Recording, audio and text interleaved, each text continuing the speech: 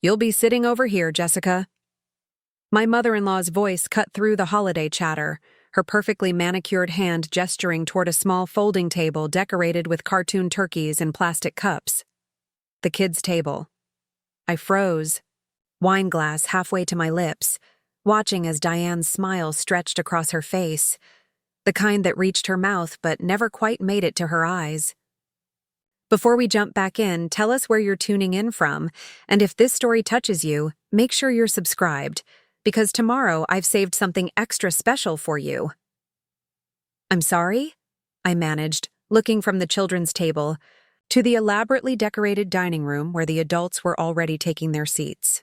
We're just a bit tight on space this year, Diane explained, her voice dripping with false sweetness. My husband Ryan stood behind his mother, his expression apologetic, but silent.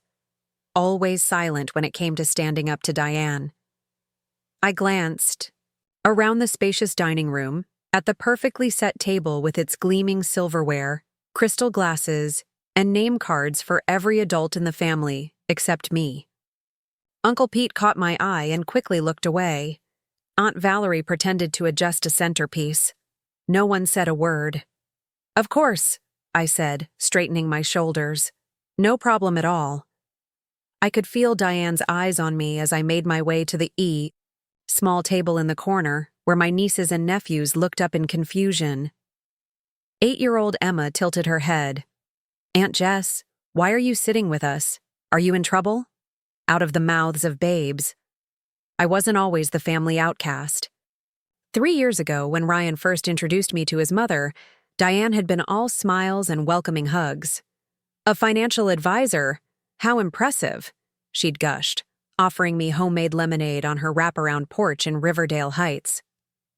The Mitchell family home was a sprawling colonial-style house that had been in their family for generations, a fact Diane managed to weave into every conversation. That first meeting had gone well, or so I thought.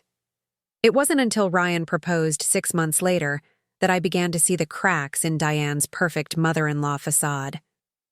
Don't you think it's a bit rushed? She'd asked Ryan over Sunday dinner, her eyes sliding toward me. You've barely known each other a year. The Mitchell men have always been impulsive about love. She'd laughed then, a tinkling sound that somehow managed to contain both warning and condescension. Ryan had just smiled, squeezing my hand under the table. When you know, Mom. But Diane wasn't convinced, and she made sure I knew it in 100 small ways. The wedding planning became a battleground. My simple, elegant ideas constantly overruled by Diane's grandiose visions. The Mitchells have a certain standard to maintain in the community, she'd remind me whenever I suggested something that didn't align with her plans. Ryan, caught between his mother and his fiancé, tried to play peacemaker. Mom just wants everything to be perfect, he'd explain after particularly tense planning sessions. She means well. I'd believed him then. Part of me still wanted to believe him now as I sat at the kids' table, cutting turkey into small pieces for 6-year-old Liam, while the adult conversation and laughter flowed around the main table without me. Aunt Jess, can you open my juice box? Sophia asked, handing me a small apple juice carton. Sure, sweetie. I punctured the box with the tiny straw, my finance degree and 5 years of experience managing multi-million-dollar portfolios apparently qualifying me perfectly for this task. Thank you, Sophia said politely. Grandma says you're good with money. Is that why you're sitting with us? To teach us about allowances?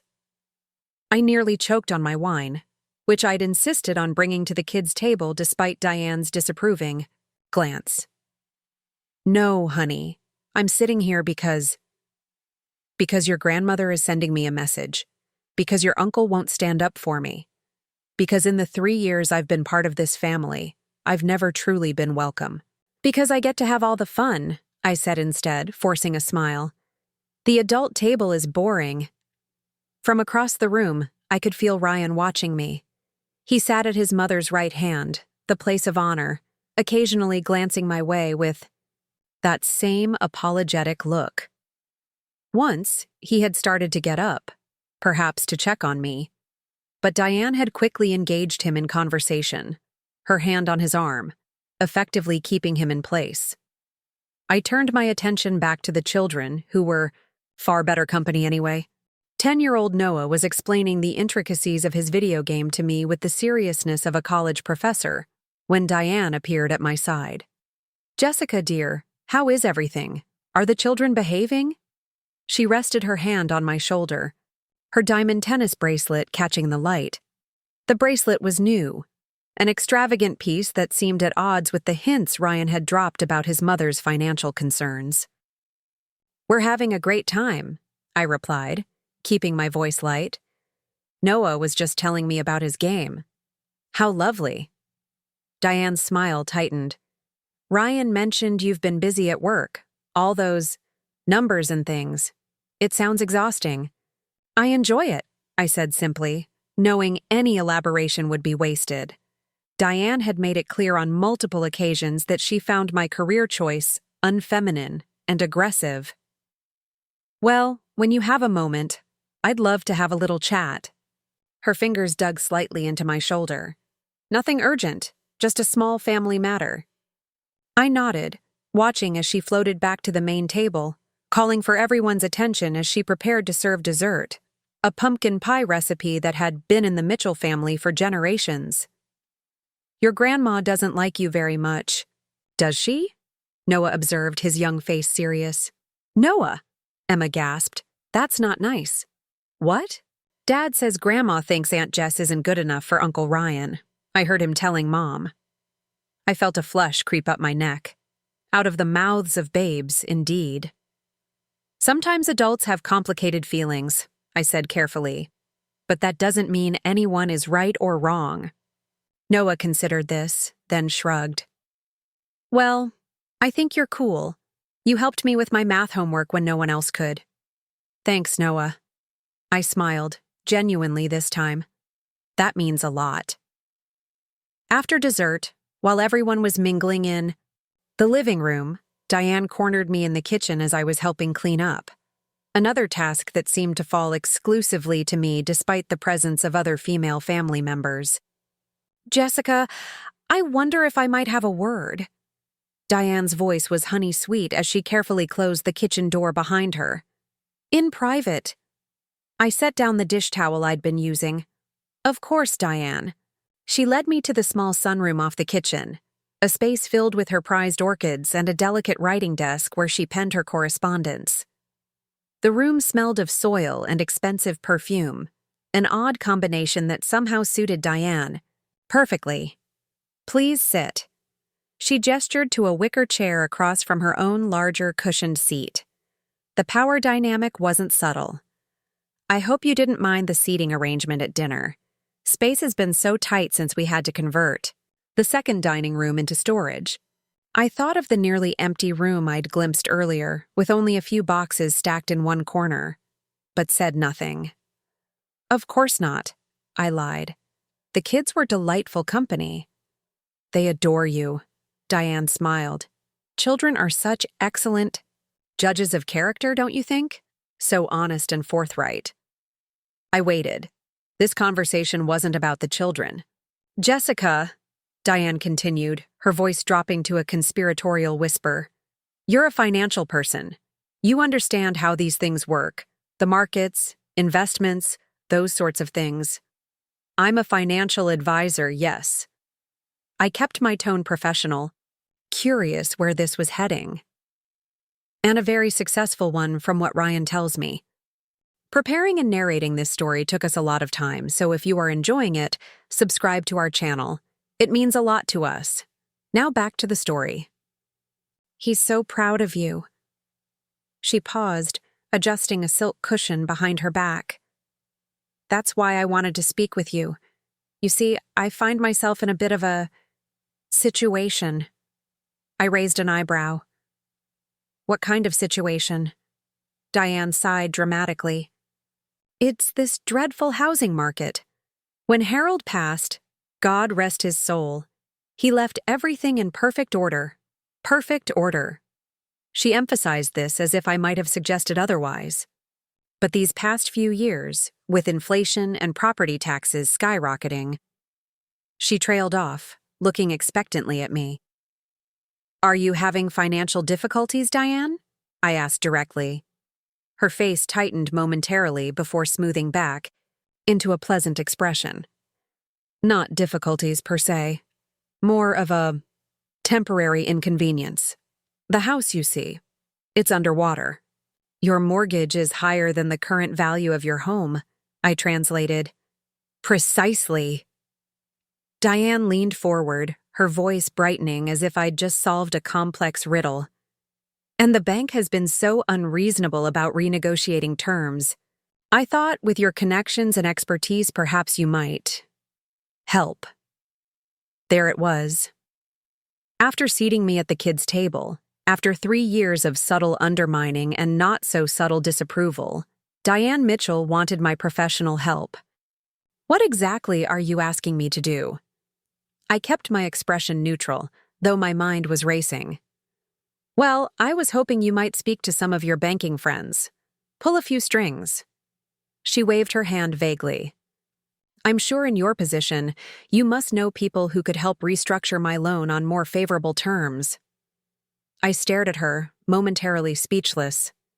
"Diane, that's not how it works. I can't just pull strings with banks. There are regulations. Procedures. Oh, we both know that's not entirely true." There she cut me off with a dismissive laugh. "Business is about relationships, isn't it? And you have those relationships." "I could review your financial situation," I offered carefully. "Help you understand your options. But I can't promise special treatment from any lender." Diane's smile dimmed slightly. "I was hoping for something a bit more decisive. Ryan mentioned how you helped his friend Mark save his business last year. Surely this is much simpler." I fought to keep my expression neutral.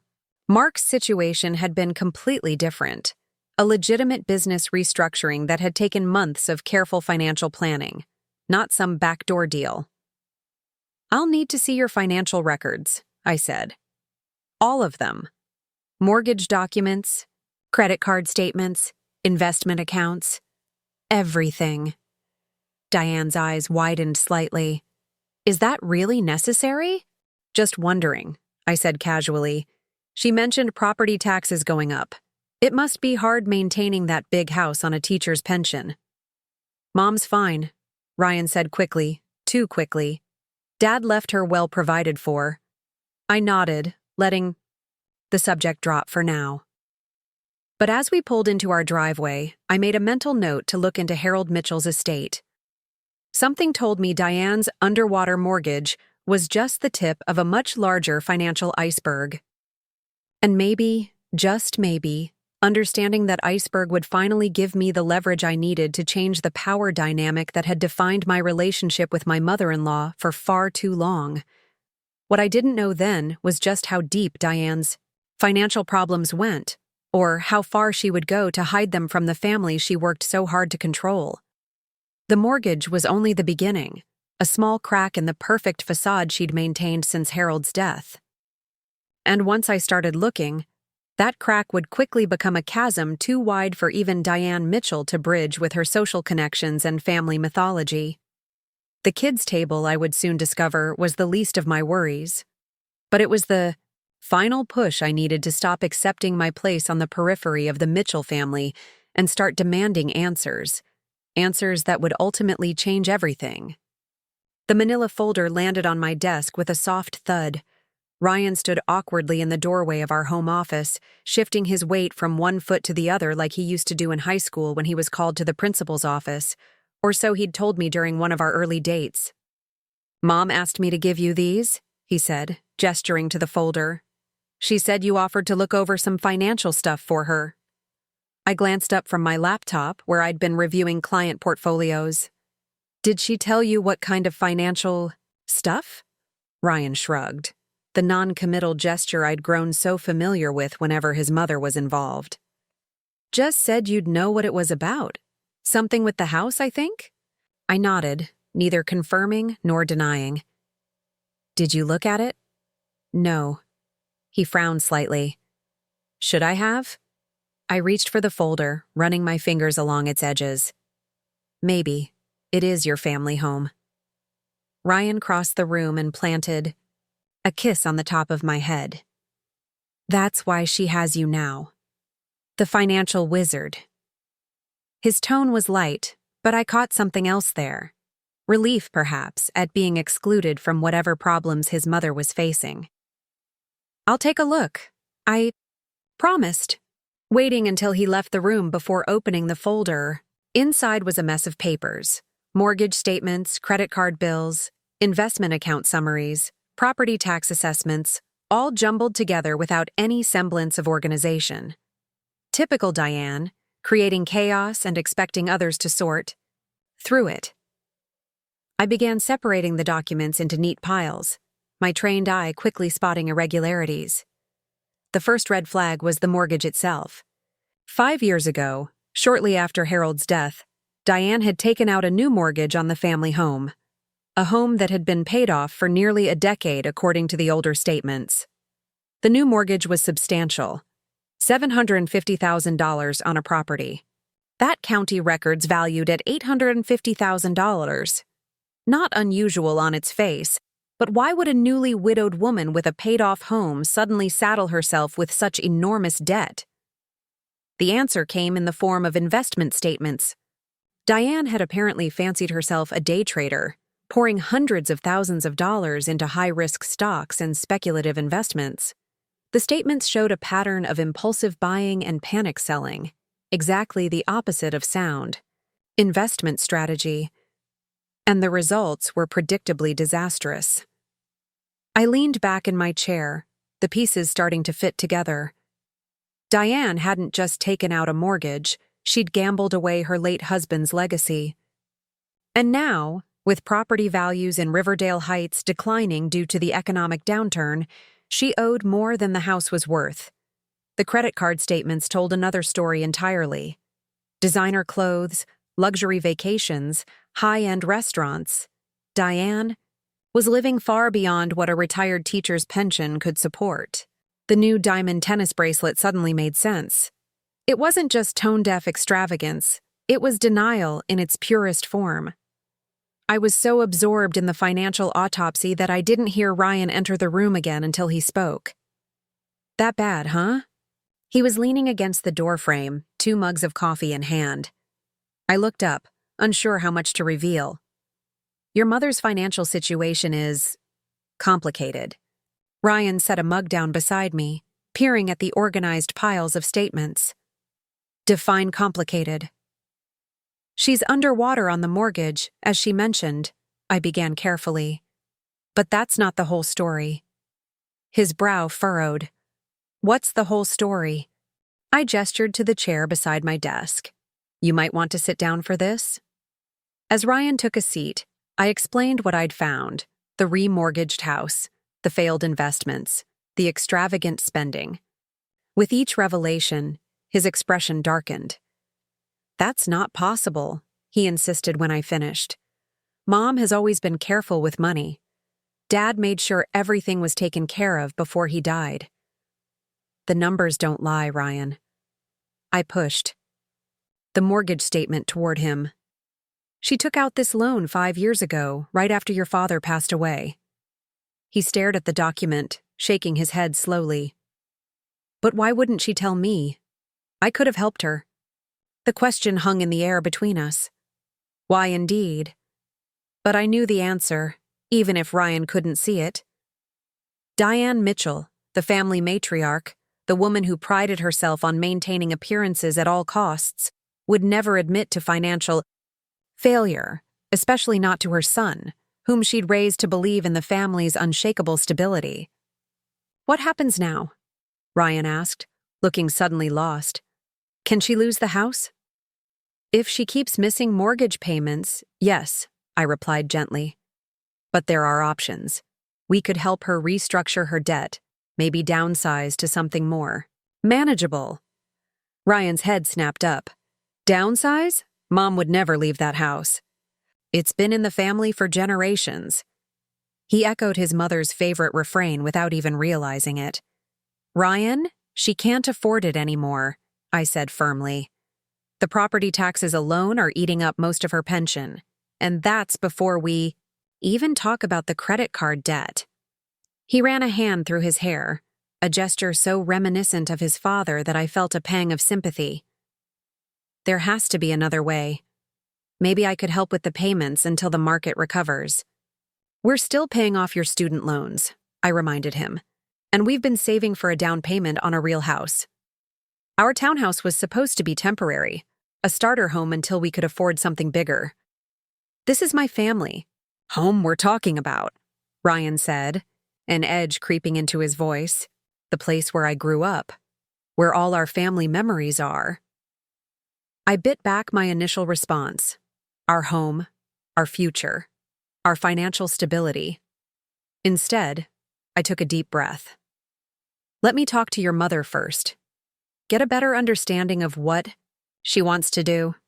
Ryan nodded, relieved to postpone any difficult decisions. "Thanks, Jess. I knew I could count on you." He squeezed my hand before standing up. "I've got that conference call in 5 minutes. We'll figure this out." As he left, I turned back to the financial wreckage spread across my desk. "We'll figure this out." But the "we" in question wasn't Ryan and me. It was me and Diane. And somehow, I doubted that conversation would go smoothly. 2 days later, I pulled into the circular driveway of the Mitchell family home, steeling myself for what was to come. I'd called Diane that morning, suggesting we meet to discuss her financial situation. Her initial reluctance had given way to grudging acceptance when I mentioned that Ryan was worried. The door opened before I could knock, revealing Diane in a cashmere sweater set and pearls, her hair perfectly coiffed despite it being barely 10 in the morning. "Jessica, how lovely." Her smile didn't reach her eyes. "I wasn't expecting you until 11. I checked my watch. It's 10:58, Diane." "Oh, is it?" She glanced at the grandfather clock in the foyer. "That thing must be running slow again. Do come in." I followed her through the house, noting the antique furniture, the original artwork, the crystal vases filled with fresh flowers, all symbols of wealth that now seemed like props in an elaborate stage production. Diane led me to her sunroom again, where a tea service was already set up on a small table. "I thought we might be more comfortable in here," she said, gesturing to the wicker chairs. "More intimate." I took the same seat as before, placing my briefcase beside me. "I've reviewed your financial documents," I began, deciding that directness was the best approach. "And?" Diane poured tea into delicate china cups that probably cost more than my monthly car payment. "I'm sure you found a solution. Ryan always says you're brilliant with these matters." "I found several issues that need addressing," I said carefully. "The mortgage is only part of the problem, Diane." She waved a dismissive hand. "The bank is being unreasonable. Property values will recover. They always do. Even if they do, there's still the matter of your credit card debt and the investment losses." I removed a summary sheet from my briefcase. "You've lost over $400,000 in high-risk investments over the past 5 years. Diane's teacup froze, halfway to her lips. "I don't see how that's relevant to the mortgage situation. It's all connected." I placed the summary on the table between us. "Your monthly expenses far exceed your income. You're using credit cards to cover the gap, and those balances are growing. It's not sustainable." She set down her cup with a sharp clink. "I don't need a lecture on sustainability from you, Jessica. I simply asked for help with the bank." "I understand that," I said, keeping my voice level. "But I can't help with the bank without addressing the underlying issues. You're headed for bankruptcy if something doesn't change." The word bankruptcy hung in the air like a curse. Diane's face paled slightly before her expression hardened. "Nonsense. The Mitchells have been in Riverdale Heights for 4 generations. We don't go bankrupt." The numbers don't care about family history, I replied. I've outlined 3 possible paths forward. I removed another document from my briefcase. Option 1. Sell the house, pay off the mortgage and credit cards, and use the remaining equity to purchase a smaller property outright. Diane's lips thinned to a narrow line. Absolutely not. Option 2, I continued as if she hadn't spoken. Restructure the mortgage if possible, drastically cut expenses, and potentially take a part-time job to supplement your pension. I am not working at the age of 67, Diane snapped. What would people think? They'd think you're responsible and pragmatic, I countered. But if neither of those options appeals, there's option 3. Ryan and I could help with the mortgage payments temporarily, provided you agreed to financial counseling and a strict budget. For a moment, something like hope flickered across Diane's face, quickly replaced by calculation. Ryan would do that for me, she said, emphasizing my husband's name. He understands the importance of family legacy. We would do that, I corrected gently, as a couple, but it would mean postponing our own plans. No new house for us, no starting a family yet. Diane's eyes narrowed slightly at the mention of a family. She'd made it clear on several occasions that she wasn't in a rush for grandchildren, another way in which I failed to meet her expectations for Ryan's wife. Well, she said after a long pause, I'm sure you and Ryan will make the right decision. Family comes first, after all. I took a deep breath. Diane, this isn't a decision for Ryan and me to make. It's your house, your finances. What do you want to do? She seemed startled by the question, as if the concept of making her own financial decisions was foreign. I need to think about it, and discuss it with Ryan, of course.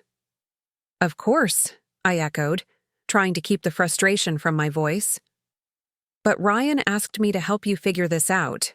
He trusts my judgment. Does he? Diane's tone was suddenly sharp. Or did you simply not give him all the details? My son understands the value of family history, Jessica. He grew up in this house. His children should grow up here too. I bit the inside of my cheek, reminding myself to stay professional. Children we don't have yet, and a house you can no longer afford. I'm trying to help you, Diane, but I can't do that if you won't acknowledge the reality of your situation. She stood abruptly, setting her teacup down with enough force that tea sloshed onto the saucer. I think we're done here. I'll speak with Ryan directly about this matter. I remained seated. He's seen the numbers, Diane. All of them. The mortgage, the credit cards, the failed investments. He knows. It was a half-truth. Ryan had seen the documents, but had been reluctant to absorb their full implications. Still, the statement had its intended effect. Diane sank slowly back into her chair, the perfect posture momentarily abandoned. You had no right, she whispered, her voice ice-cold. He's my husband, I replied simply. We don't keep secrets from each other. Diane's laugh was bitter. Don't you? Everyone has secrets, Jessica. Even you. I felt a chill at her words, but kept my expression neutral. This isn't about me. It's about preventing you from losing your home and ending up in financial ruin. How considerate, she murmured, regaining some of her composure. And I suppose seating you at the children's table was terribly inconsiderate of me. Is that what this is about? Petty revenge? The accusation stung, but I pushed past it. This is about helping family, I said, emphasizing the last word. Isn't that what you always say is most important? Diane stared at me for a long moment, her gaze calculating. Finally, she nodded once. Very well. I'll consider your options. She made the word sound distasteful. But I want to discuss them with Ryan present. He should be part of this decision. Of course. I gathered my documents, sliding them back into my briefcase. Shall we say dinner tomorrow night? Our place? A flicker of discomfort crossed Diane's face. She rarely visited our townhouse, preferring to summon us to her domain. I suppose that would be acceptable. Great. 7 o'clock. I stood, extending my hand.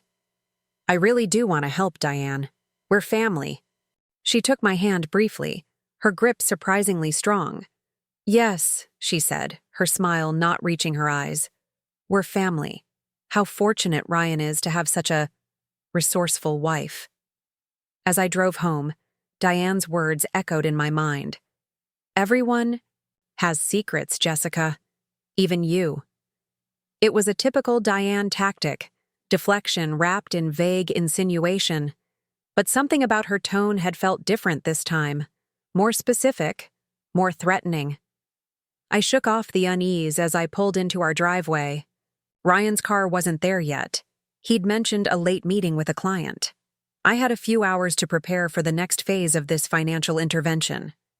Inside, I headed straight for my office, intending to create a more detailed breakdown of Diane's options for tomorrow's discussion. But as I reached for my laptop, I noticed something odd. The drawer where I kept personal documents was slightly ajar, a drawer I always kept locked. My heart rate quickened as I pulled it open.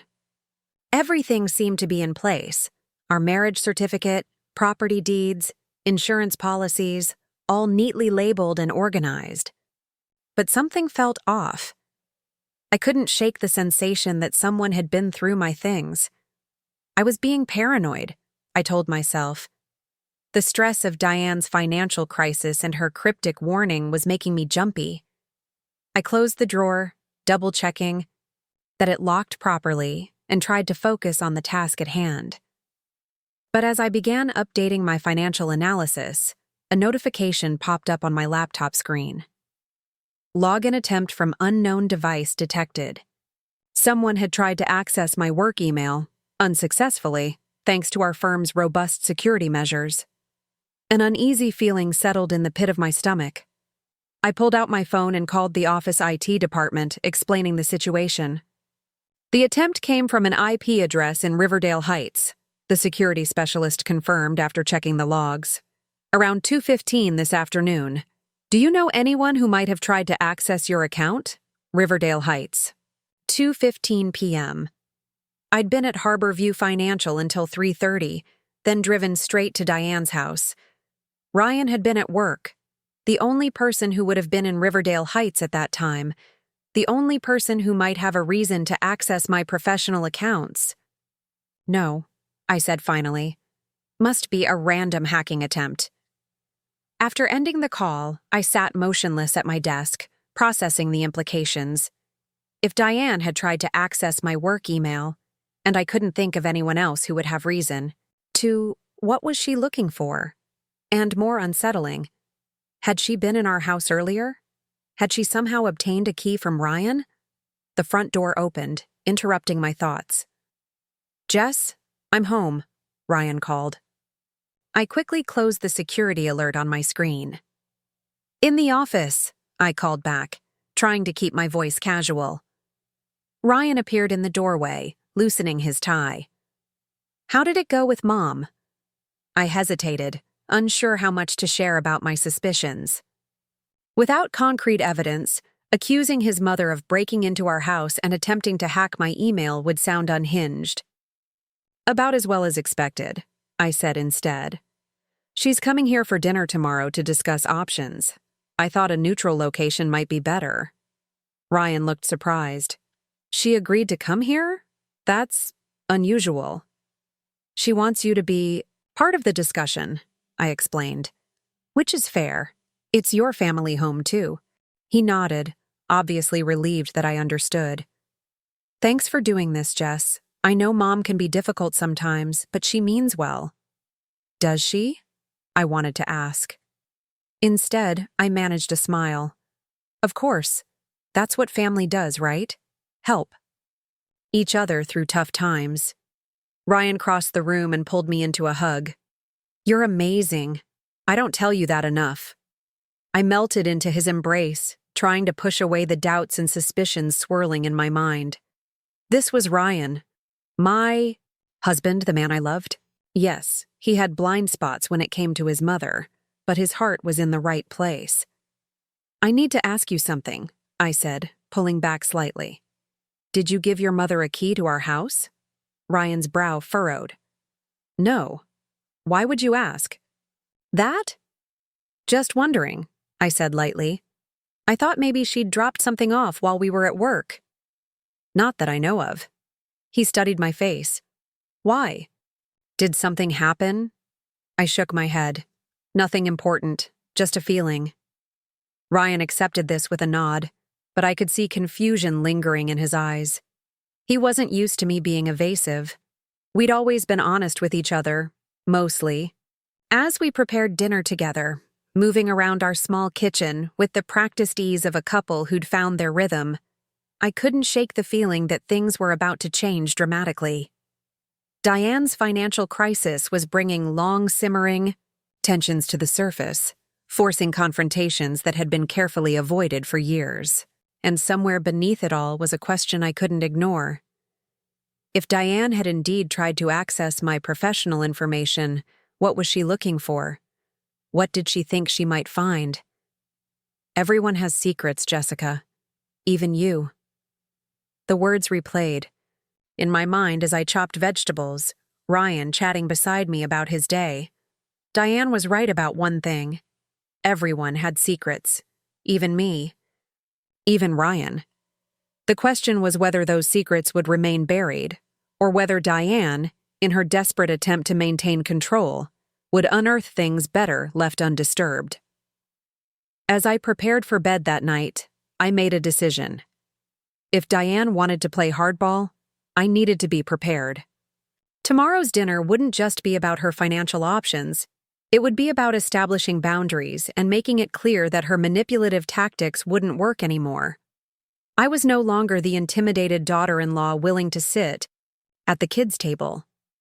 I was a financial professional with the power to either help Diane salvage her situation or let her sink under the weight of her own poor choices.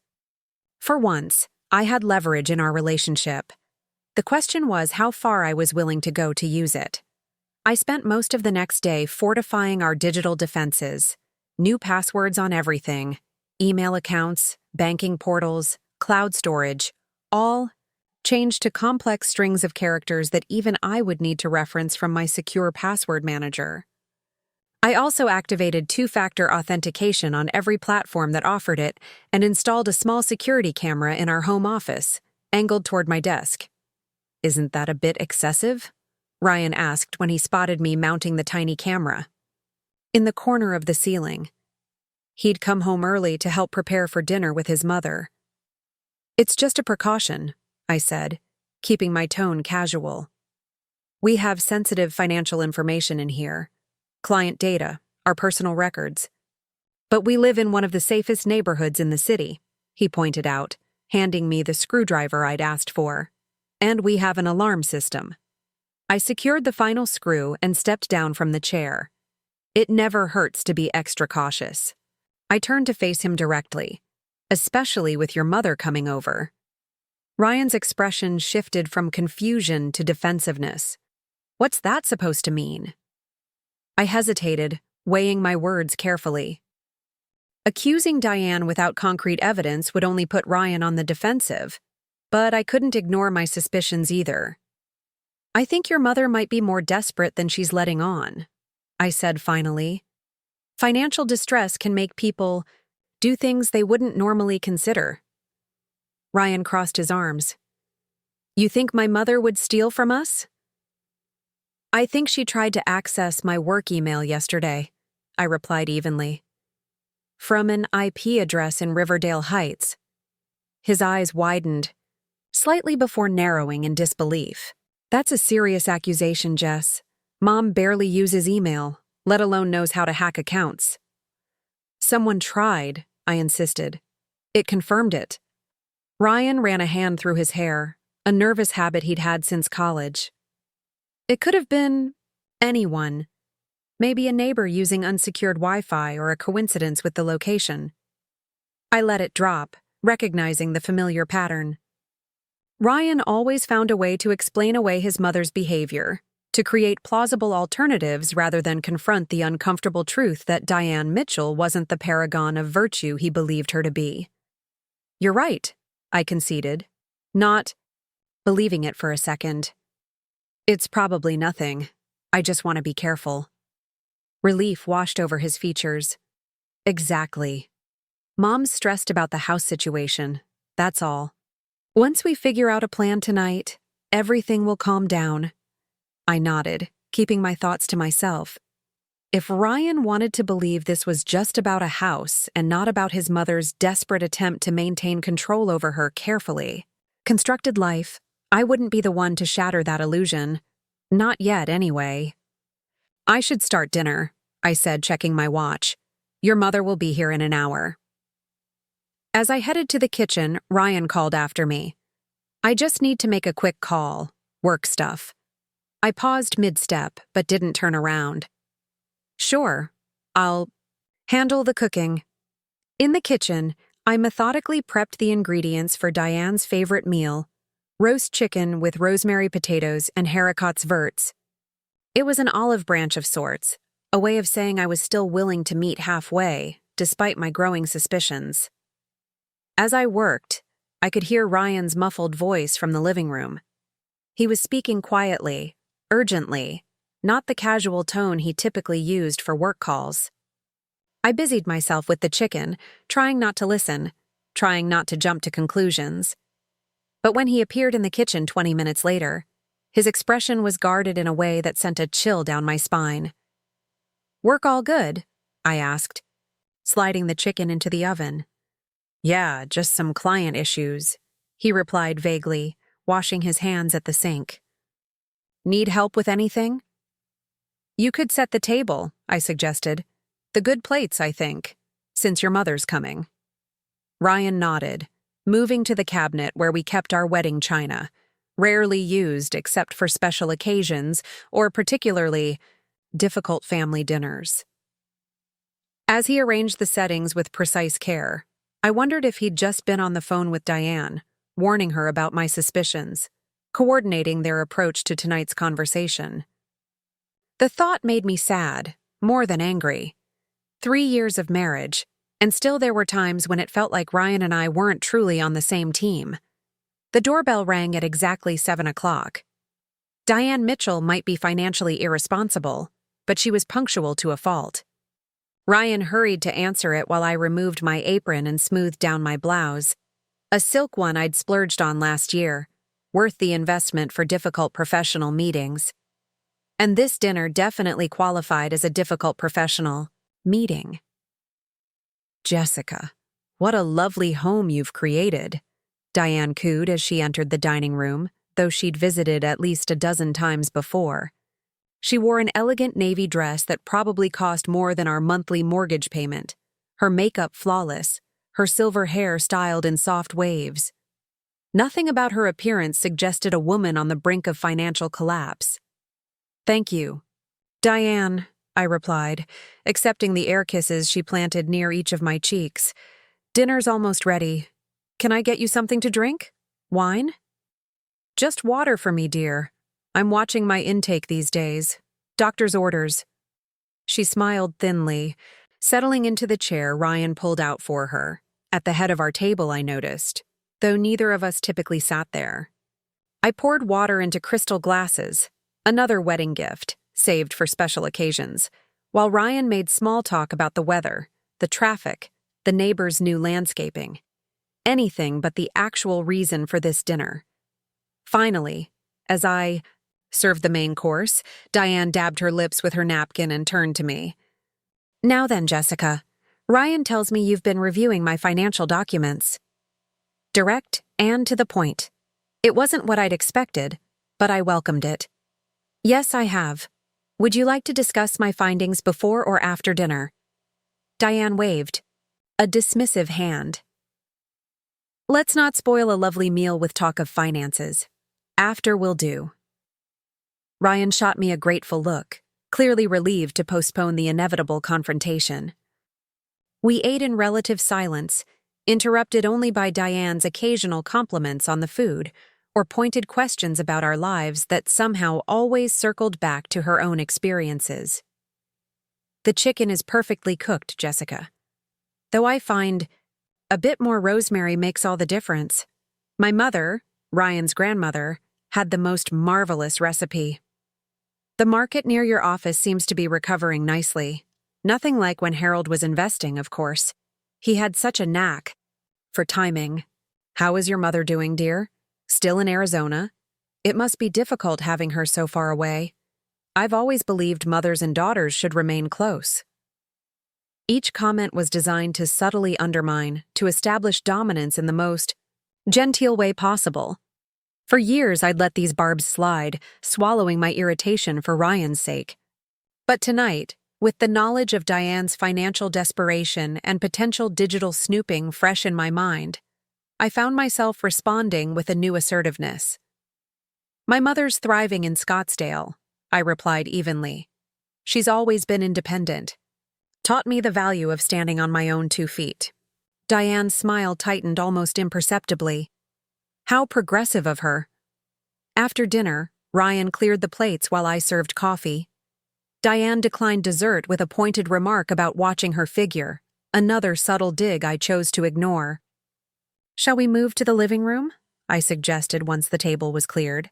It might be more comfortable for our discussion. Actually, Ryan interjected, I was thinking maybe Mom and I could have a quick chat first. Just the 2 of us.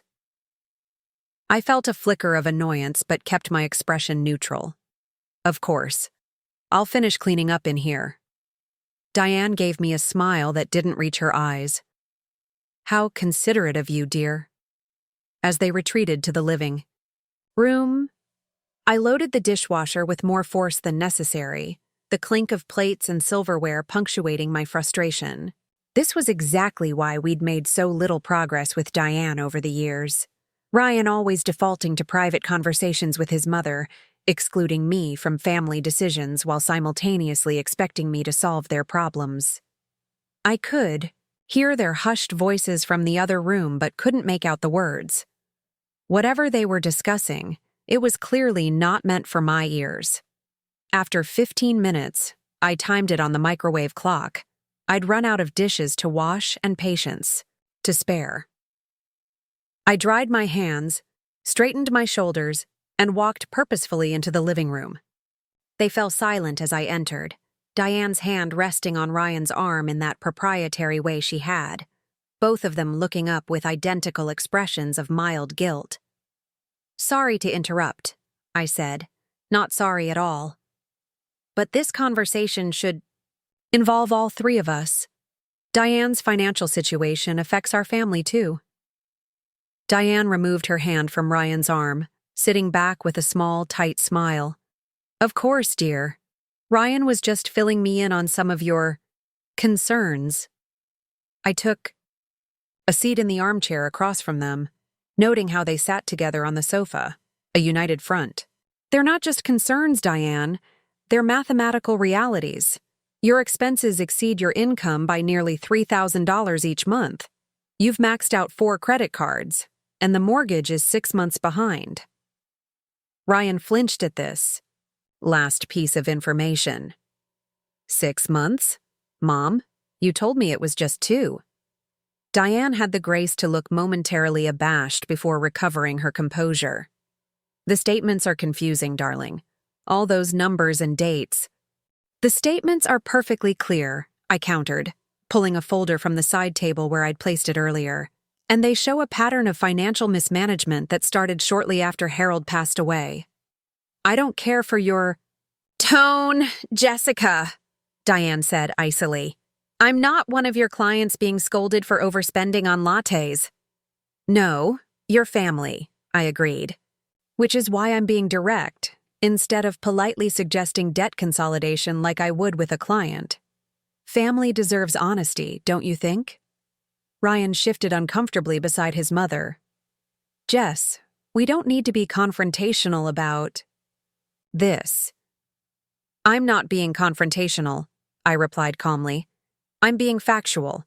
Your mother has 3 viable options, and none of them includes continuing as she has been. Diane straightened her spine, chin lifting in that regal way she had whenever she felt challenged. As I told you yesterday, Jessica, I have no intention of selling my home or taking a job at my age.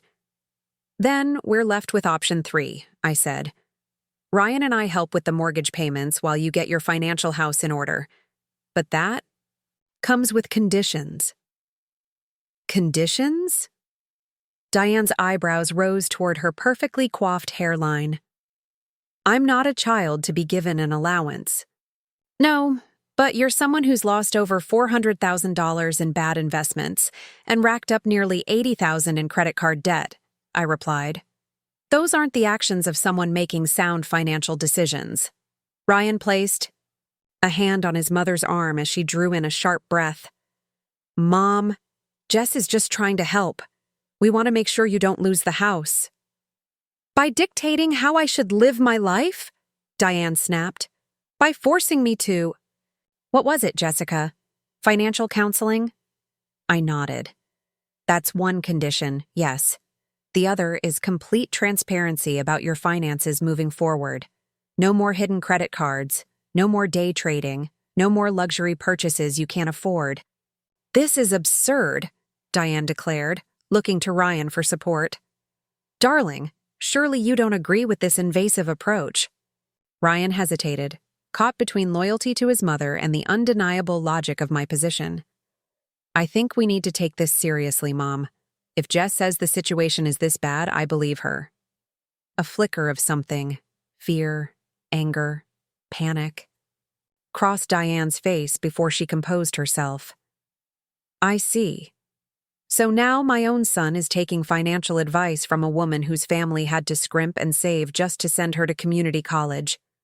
The barb was aimed perfectly, a reminder of my middle-class upbringing, the scholarships and part-time jobs that had funded my education before I'd transferred to university. It was a card Diane played whenever she felt cornered, a way of reestablishing the class difference she perceived between us. But this time, I didn't flinch. Yes, and that experience taught me the value of money and responsible financial management, lessons that might have benefited you, Diane. Ryan winced. Jess? No, it's fine. I cut him off. Your mother and I should be honest with each other. That's what family does, right? Diane's eyes narrowed. Indeed. Honesty is so important in families. She turned to Ryan, patting his hand. Which reminds me, darling, did Jessica tell you about her meeting with Gordon Harrington last month? Such an influential man in the financial sector. I hear his firm is expanding into wealth management for high-net-worth individuals. My blood ran cold. Gordon Harrington was a potential client I'd met with confidentially, information that would have been in my work emails, information Diane shouldn't have known unless. How do you know about that meeting? I asked, my voice steady, despite the anger building inside me. Diane smiled sweetly. Oh, small world, I suppose. Gordon's wife and I serve on the hospital charity board together. She mentioned he'd met with a promising young advisor from Harborview. When she described you, I put 2 and 2 together. It was plausible, barely. But the timing, coming right after my accusation, was too perfect to be coincidence. Funny, I don't recall mentioning which firm I work for when we met, I said, watching Diane's face carefully. A momentary flicker of uncertainty, quickly masked. Well, Gordon must have looked into your background. Due diligence, I imagine. Ryan looked between us, confusion evident on his face. What does Gordon Harrington have to do with Mom's financial situation? Nothing, I said firmly. Diane is attempting to change the subject because she doesn't want to address the reality of her finances. I'm simply making conversation, Diane protested. Though I will say, connections like the Harringtons could be quite valuable for your career, Jessica, especially if you were to strike out on your own someday. And there it was, the veiled implication that she knew about my tentative plans to eventually start my own advisory firm. Plans I'd only documented in my private files and emails. Plans I hadn't even fully discussed with Ryan yet. Let's stay focused, I said, ignoring the bait. Diane, we need your decision. Will you accept our help with the conditions I've outlined, or would you prefer to explore the other options? Diane sighed dramatically, a performance for Ryan's benefit. I suppose I have little choice, given how you've presented things. But I'd like to review the details before committing to anything. Perhaps Ryan could bring me the paperwork tomorrow. She glanced hopefully at her son. Actually, I interjected before Ryan could agree, I think we should handle this formally. Through my office, I'll have our Family Financial Services Division draw up the appropriate documents. More professional that way. Is that really necessary? Ryan asked, his brow furrowed. It's just a family arrangement. A family arrangement involving tens of thousands of dollars, I reminded him. It should be properly documented. Diane's lips thinned, but she nodded reluctantly. Very well. If you insist on such formality between family members. I do, I confirmed. And I'll need all your financial login credentials, Diane. Bank accounts, investment platforms, credit cards, everything. Absolutely not, she replied immediately. That's an invasion of privacy. It's standard procedure for financial intervention, I countered. How else can I monitor transactions and ensure you're sticking to the budget we establish? Monitor?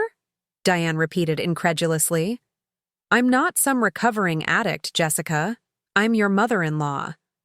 Who remortgaged a paid-off home to fund risky stock purchases, maxed out multiple credit cards on luxury items, and is now facing foreclosure, I pointed out. The monitoring is for your protection as much as ours. Ryan shifted uncomfortably. Maybe we could find a middle ground? Monthly statements instead of direct access? I shot him a look of frustration. Always trying to placate his mother, even when the evidence of her financial irresponsibility was literally spelled out in black and white before him. Monthly statements can be manipulated or delayed, I said firmly. If we're putting our financial future on hold to bail out your mother, we need complete transparency. Bail out? Diane echoed, affronted. What a crude expression. This is a temporary family assistance during a difficult time. The housing market will recover, and everything will balance out. And if it doesn't? I pressed. If property values continue to decline, if you continue spending beyond your means, what then, Diane? Her eyes flashed with a combination of anger and fear. Then I suppose you'll have the satisfaction of saying, I told you so while I lose my home. She turned to Ryan, her expression softening into practiced vulnerability. This is the house where you took your first steps, darling, where you lost your first tooth, where you brought home your first trophy. Does that mean nothing to you? It was a masterful pivot, emotional manipulation at its finest. I could see Ryan wavering, his resolve weakening under the weight of childhood nostalgia and filial duty. Of course it means something to me, Mom, he said softly. That's why we're trying to help. I suppressed a sigh, recognizing defeat when I saw it. Diane had successfully reframed the conversation from her financial irresponsibility to emotional family connections, knowing exactly which buttons to push with her son. Here's what we'll do, I said, refocusing the discussion. Ryan and I will cover the 3 most recent mortgage payments to bring the loan current. That buys us time to establish a formal arrangement through my office. In the meantime, Diane, I expect you to provide a complete inventory of all financial accounts, outstanding debts, and regular expenses. Diane hesitated, clearly calculating whether further resistance would work in her favor. I suppose that's reasonable, she finally conceded, though her tone suggested I'd demanded her firstborn child rather than basic financial transparency. Good, I said briskly, rising from my chair. I'll need that inventory by Friday. The sooner we have a complete picture, the sooner we can implement a solution. Friday? Diane repeated. That's only 3 days away. I'll need more time to gather everything. Your mortgage company is initiating foreclosure proceedings next week, I reminded her. Time isn't a luxury we have. Ryan stood as well, moving to his mother's side. I can help you put it together, Mom. We'll go through the papers together. I bit back a protest. The last thing I wanted was Ryan filtering his mother's financial information, potentially hiding the worst of her excesses out of misplaced loyalty or embarrassment. Actually, I said, it would be better if Diane and I handled this directly, professional to professional. I gave Diane a pointed look. No middlemen, no opportunities for miscommunication. Diane's jaw tightened almost imperceptibly. How very efficient of you, Jessica. Though I wonder if your eagerness to insert yourself into my financial affairs might be overstepping the traditional boundaries of our relationship. Traditional? Boundaries went out the window when you seated me at the children's table and then asked for my professional help with your underwater mortgage? I replied evenly. We're establishing new boundaries now, ones based on mutual respect and financial reality. The room fell silent, the tension palpable. Ryan glanced between his mother and me, clearly uncertain whose side to take in this subtle power struggle. It's getting late, he finally said, defaulting to peacekeeping. Maybe we should continue this discussion another time when everyone's feeling less emotional. There's nothing emotional about mathematics, Ryan, I said. The numbers are what they are. But yes, I think we've covered enough ground for one evening. Diane rose with rehearsed dignity, smoothing her expensive dress. Thank you for dinner, Jessica. It was almost as illuminating as the conversation. She turned to Ryan, her expression softening. Walk me to my car, darling? It's rather dark. Out. As they left, I remained standing in the living room, mentally reviewing the evening's revelations. Diane knew things she shouldn't have known, about confidential client meetings, about my tentative plans for an independent firm. She'd tried deflection, emotional manipulation, and subtle intimidation, all classic Diane tactics. But something had shifted tonight. For the first time, I'd maintained my ground, refusing to be swayed by her practiced performance of wounded dignity. For the first time, I dictated terms rather than meekly accepting whatever crumbs of approval she deigned to offer. The doorknob turned, and Ryan re-entered, his expression troubled. Did you have to be so hard on her, Jess? She was in tears by the time she got to her car. Crocodile tears, I replied, gathering the coffee cups from the side table. Your mother is a master manipulator, Ryan. You know that. He sighed heavily. She's still my mother, and she's dealing with a lot right now. A situation entirely of her own making, I reminded him, and one she's been hiding from you for years. Ryan followed me into the kitchen, watching as I rinsed the cups and placed them in the dishwasher. I know you're right about the financial stuff, he admitted grudgingly, but maybe we could be a little more gentle in how we approach it. Gentle hasn't worked for 3 years, I pointed out. Every time I've tried to establish boundaries with your mother, you've undermined me. Every time she's treated me like an outsider, you've made excuses for her behavior. That's not fair, isn't it? I turned to face him directly. When she seated me at the kids' table at Thanksgiving, did you say anything? When she accidentally excluded me from the family photos last Christmas, did you speak up? When she calls me that financial girl to her friends instead of using my name, do you correct her? Ryan had the grace to look ashamed. She doesn't mean anything by it. It's just her way. Her way has been to systematically undermine me and our marriage for 3 years, I said, keeping my voice steady despite the emotion building in my chest. And now she wants us to sacrifice our financial future to bail her out of problems she created through irresponsible behavior. She's family, Jess. So am I replied simply. At least I thought I was.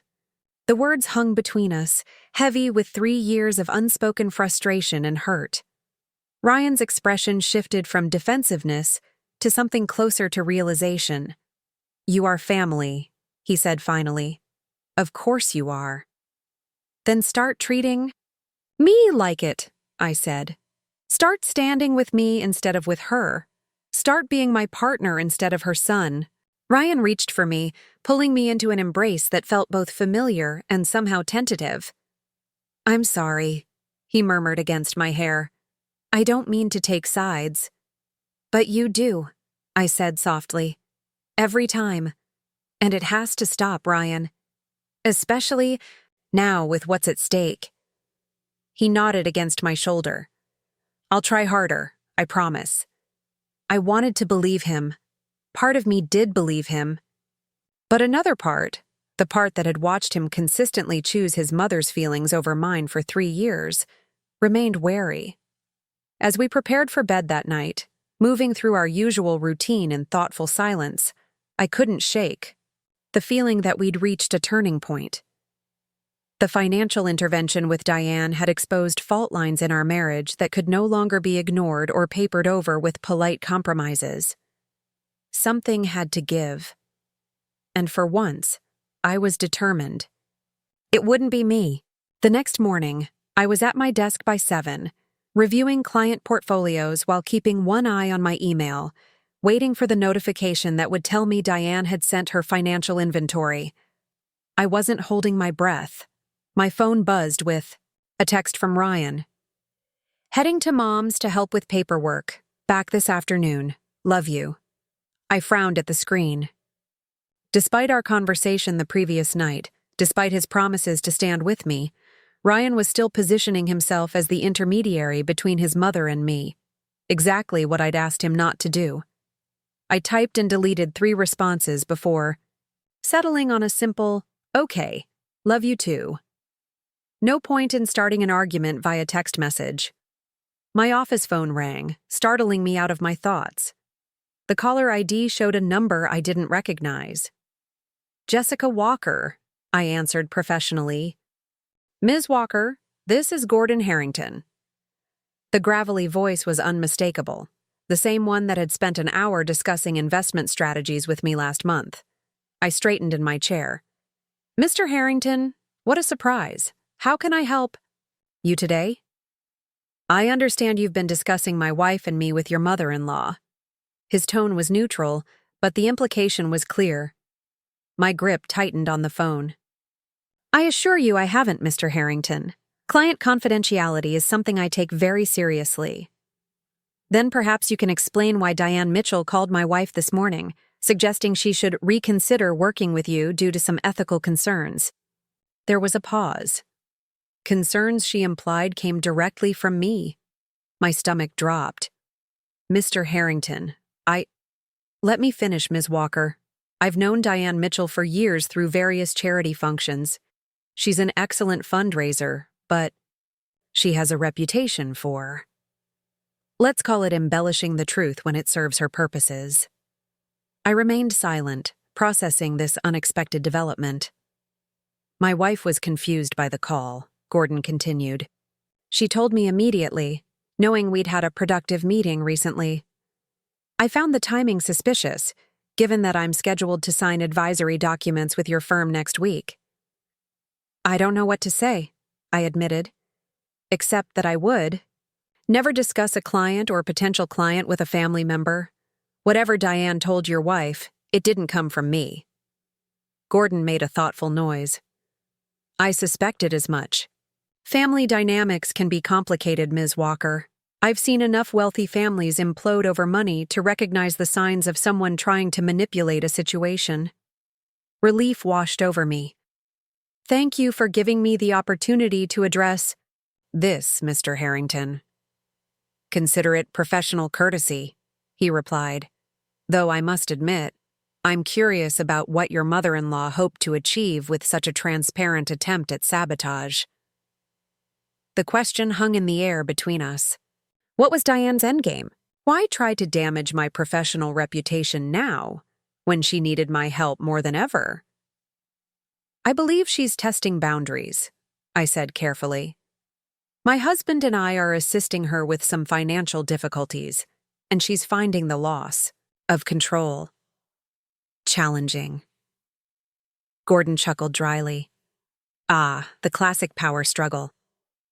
Well, Ms. Walker, for what it's worth, my decision to work with your firm stands. Your reputation for integrity precedes you. I appreciate that, Mr. Harrington. Just one piece of advice, if I may? His tone softened slightly.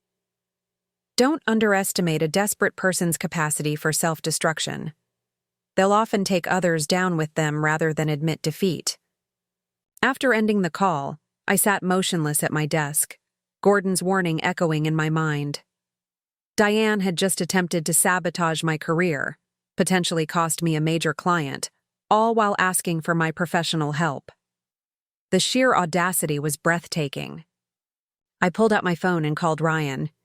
The call went straight to voicemail. Ryan, call me as soon as you get this. It's important. Your mother just crossed a line we can't ignore. Next, I pulled up Diane's contact information. My finger hovered over the call button before I thought better of it. This wasn't a conversation to have over the phone. This required a face-to-face confrontation. I glanced at my calendar. 2 client meetings in the afternoon, but my morning was clear. I gathered my things, stopped by my boss's office to let her know I'd be out for a few hours on a family emergency, and headed to my car. The drive to Riverdale Heights took 30 minutes, each passing mile fueling my determination.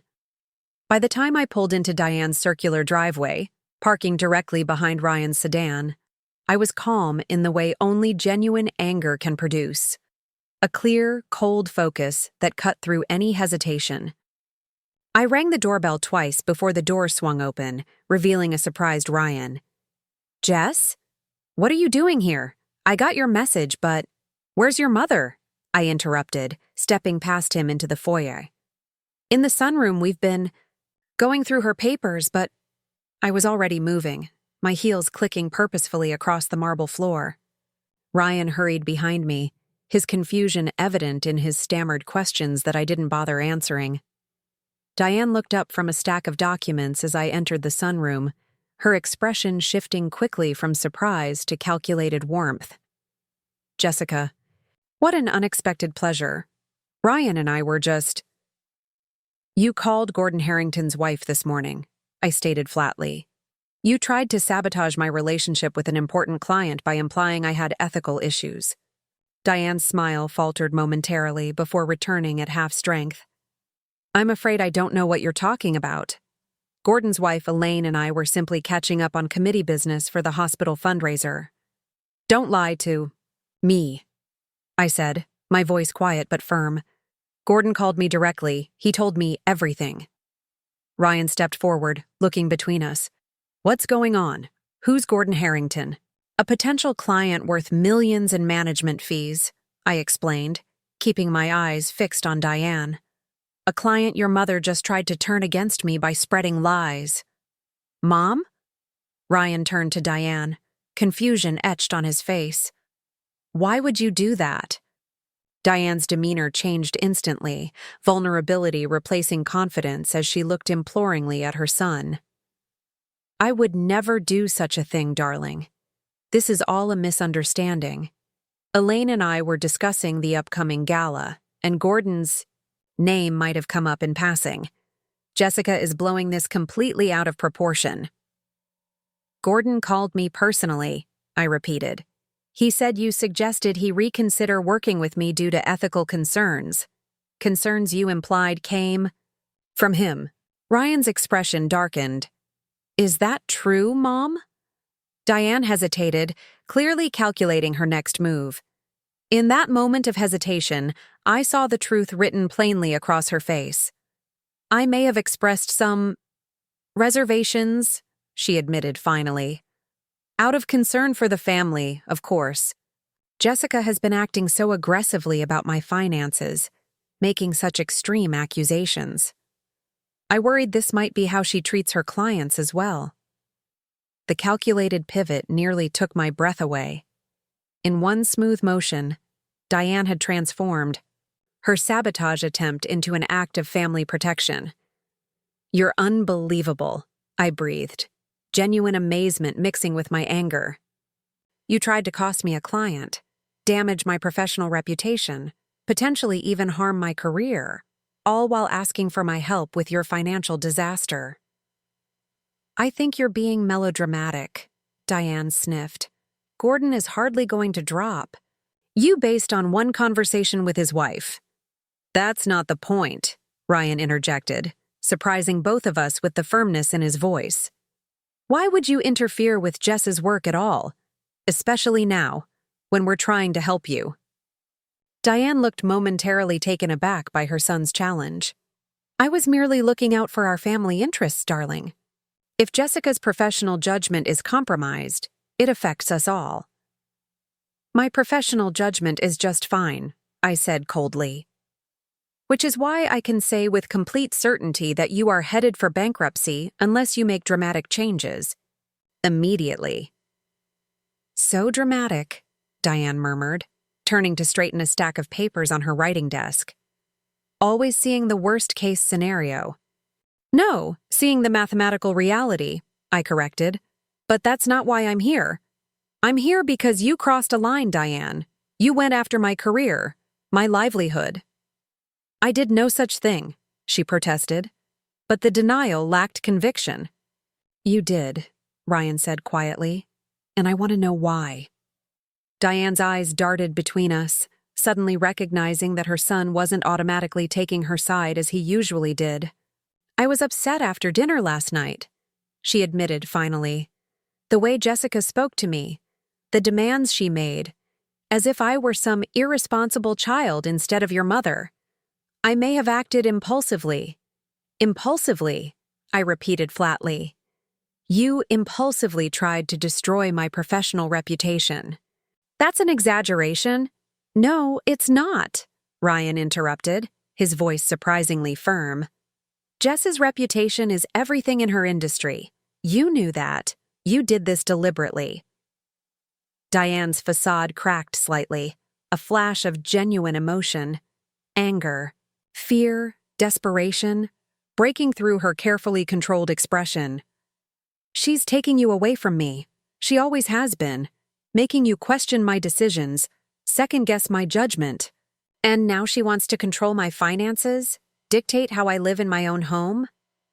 I want to help you avoid losing your home, I corrected. And I've never tried to take Ryan away from you. You've been pushing me away since the day we got engaged. That's not true, Diane insisted. I've welcomed you into our family. I've included you in our traditions. You seated me at the children's table at Thanksgiving, I reminded her, in front of the entire family. Ryan winced. Mom, you know that wasn't right. Diane waved a dismissive hand. It was a space issue, nothing more. Jessica is determined to see slights where none exist. The fact that you can still say that, still deny what you did, I said slowly, tells me everything I need to know about whether this arrangement can work. Ryan looked at me sharply. What does that mean? I took a deep breath, making a decision I should have made days ago. It means I'm withdrawing my offer to help with the mortgage payments. What? Ryan and Diane spoke in unison, identical expressions of shock on their faces. I cannot and will not provide financial assistance to someone who actively tried to harm my career, I stated calmly. The professional and personal risk is too great. You can't be serious, Diane sputtered. After all this family has done for you? What exactly has this family done for me, Diane? I asked genuinely. Made me feel unwelcome at every opportunity? Undermined my relationship with my husband? Treated me like an outsider for 3 years? I gave you my son, she exclaimed, the words exploding from her with such force that we all fell momentarily silent. The raw entitlement in that statement hung in the air between us. I gave you my son, as if Ryan were a possession to be bestowed, as if I should be eternally grateful for being allowed to marry into the mighty Mitchell family. Ryan is not yours to give, I said finally. He's his own person who made his own choice to marry me.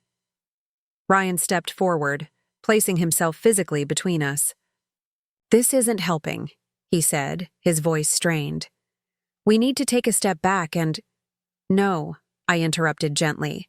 "No more taking steps back, Ryan. No more avoiding the real issue. Your mother tried to sabotage my career while simultaneously asking for my professional help. That's not something we can smooth over or postpone discussing." "Of course not," he agreed. "But withdrawing our help entirely seems extreme. There must be another solution." I looked at my husband, this man I loved, this man who still couldn't fully break free from his mother's manipulation, and felt a profound sadness. "There is another solution," I said quietly. "Your mother can sell this house she can't afford, pay off her debts, and live within her means like every other responsible adult on the planet." "How dare you?" Diane hissed. "This house has been in the Mitchell family for generations. It's Ryan's birthright. It's a structure you're using to maintain the illusion of wealth you no longer possess," I countered bluntly. "And you're willing to sabotage your son's marriage and my career to keep up that illusion." Ryan looked pained. "Jess, please." "No, Ryan, I'm done." I turned to face Diane directly. "I came here ready to help you despite years of subtle digs and not-so-subtle exclusion. I was willing to put our financial future on hold to bail you out of a mess entirely of your own making, but trying to ruin my professional reputation? That's my line. That's where your actions have consequences." Diane's face had gone pale, her usual poise deserting her as she realized the gravity of her situation. "You would let me lose my home. Out of spite?" "Not spite. Self-preservation." I turned to Ryan. "I'll be at home when you're ready to talk. Take all the time you need to process this." As I moved toward the door, Diane called after me, her voice taking on a desperate edge. "If you walk out that door, Jessica, don't think Ryan will follow. He knows where his true loyalty lies." I paused, turning back to meet her gaze. "That's for Ryan to decide, isn't it?" For the first time in our 3-year relationship, I left Diane's house without waiting for Ryan, without compromising my position to keep the peace. As I drove home, a curious sense of lightness settled over me. The unburdening that comes from finally standing your ground when you've spent years bending to accommodate someone else's demands. I half expected Ryan to follow immediately, to call or text with updates. But my phone remained silent throughout the afternoon. I worked remotely, rescheduling my in-person client meetings for later in the week, and tried to focus on professional tasks that had nothing to do with the Mitchell family drama. At 6 o'clock, I heard Ryan's key in the door. I remained in the office, listening to his familiar footsteps as he moved through the house, dropping his keys in the bowl by the door, hanging his jacket on the hook, removing his shoes. He appeared in the office doorway, his expression weary but resolved. "Hey." "Hey," I replied softly. "How did it go?" Ryan leaned against the doorframe, running a hand through his hair. "About as well as you'd expect. There were tears, accusations, the full Diane Mitchell emotional playbook. And?" I kept my tone neutral, unwilling to make this easier for him. "And I told her she was wrong," he said simply. "I told her trying to sabotage your career was unacceptable, and that she needed to apologize and make it right." I raised an eyebrow, genuinely surprised. How did she take that? Not well. A ghost of a smile crossed his face. There was more crying, then anger, then the "after all I've sacrificed for you" speech. But I stood my ground. Pride and relief mingled in my chest. That couldn't have been easy. Ryan crossed the room and perched on the edge of my desk. It wasn't, but it was necessary. He reached for my hand. "I'm sorry, Jess. You were right. I've been letting Mom manipulate both of us for years, making excuses for her behavior, putting you in impossible positions." "Yes, you have," I agreed, not letting him off the hook too easily. "But this is a good first step. It's more than a step, he said, squeezing my fingers. I've made a decision about the house. I waited, sensing that whatever he was about to say had cost him significant internal struggle. Mom needs to sell, he stated firmly. You're right, she can't afford it, and pretending otherwise is just delaying the inevitable at our expense. I told her we'd help her find a nice condo or townhouse that she can actually afford, but we won't be bailing out the family home. The words hung between us, weighted with finality. For Ryan, this wasn't just a financial decision. It was a symbolic break from the Mitchell family mythology that had shaped his entire life. How did she react? I asked gently. She accused me of choosing you over family. His smile was sad but certain. I told her you are my family now, and she could either accept that or make things very difficult for herself. I stood, moving into his embrace, feeling the solid warmth of him against me. I'm proud of you, I murmured against his chest. I know how hard that must have been. Ryan's arms tightened around me. I should have done it years ago. The first time she made you feel unwelcome, the first time she seated you at the kids' table, metaphorically or literally. We stayed like that for a long moment, the tension of the day slowly dissolving in the comfort of mutual understanding. Finally, Ryan pulled back slightly, his expression troubled. There's something else you should know, he said hesitantly. Something I found while going through Mom's papers after you left. What is it? He reached into his pocket and withdrew. A folded document. A bank statement from an account I didn't recognize. Mom has another account, one she didn't disclose in the financial documents she gave you. I took the statement, scanning it quickly. It was a retirement account in Harold's name with a substantial balance, over $350,000. She claimed she'd used all of Dad's retirement funds to cover expenses after he died, Ryan explained, his voice tight with suppressed anger. But she was hiding this the whole time. While remortgaging the house and racking up credit card debt, I added, the full picture becoming clearer. She had the means to avoid this entire financial crisis. Ryan nodded grimly. It gets worse. Look at the withdrawal history. I flipped to the second page, noting a pattern of large withdrawals over the past 2 years. $10,000 here, $15,000 there, totaling nearly $200,000. Where did all this money go? It's not reflected in any of her other accounts. I asked her the same question, Ryan said. She refused to answer at first, then claimed it was for family investments that didn't pan out. But when I pressed her, she finally admitted the truth. He paused, seeming to brace himself. She's been giving money to my cousin Taylor to support his startup company. Taylor? I echoed incredulously. The same cousin who never even sends thank you notes for Christmas gifts? The one who dropped out of 3 different colleges? The very same. Ryan's expression was a mixture of disbelief and resignation. Apparently, he convinced Mom he was the next tech billionaire and she's been secretly funding his revolutionary app for the past 2 years. I sank back into my chair, stunned by the level of deception. So she has money, a significant amount, but chose to risk her home rather than admit she made a bad investment in Taylor's business venture. Pride, Ryan said simply. She couldn't bear to admit she'd been swindled by her own nephew, especially not to me, not to us. So she remortgaged the house, maxed out credit cards, and maintained the facade that everything was fine. Until it wasn't, I finished for him. Until the house was about to be foreclosed, and she had nowhere else to turn. Ryan nodded, his expression hardening. And even then, she couldn't be honest about it. She's been lying to both of us from the beginning. The revelation settled between us, reshaping our understanding of Diane's financial crisis. This wasn't just about a widow making poor investment choices or struggling to adjust to life without her husband's income.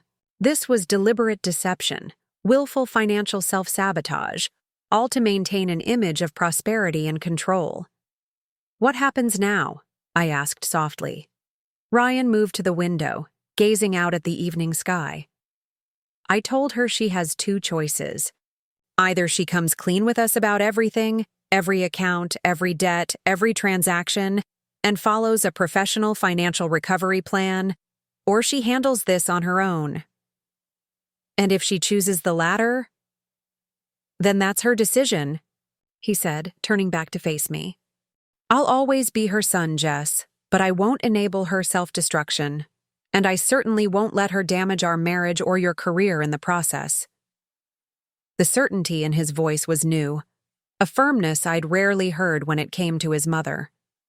For the first time since we'd wed, I felt like we were truly united, truly a team facing the world together rather than maneuvering around Diane's manipulations.